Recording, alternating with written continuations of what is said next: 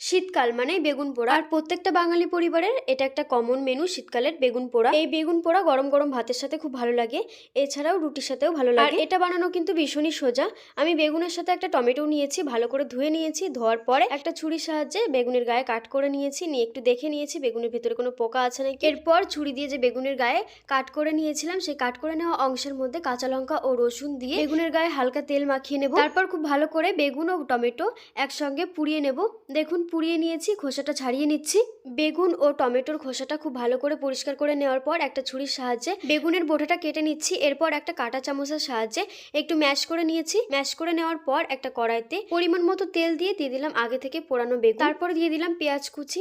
এরপর একটু নাড়াচাড়া করে দিয়ে দিলাম স্বাদ মতো লবণ ও পরিমাণ মতো হলুদ গুঁড়ো, আর দিয়ে দিলাম লঙ্কা গুঁড়ো। এবার নেড়ে চেড়ে কিছুক্ষণ রান্না করে নেব। বেগুন পোড়াটা থেকে যখন জল ভাবটা শুকিয়ে আসবে, একদম শুকনো শুকনো হয়ে যাবে, সেই সময় সবশেষে ধনেপাতা কুচি দিয়ে নেড়ে চেড়ে নামিয়ে নিলে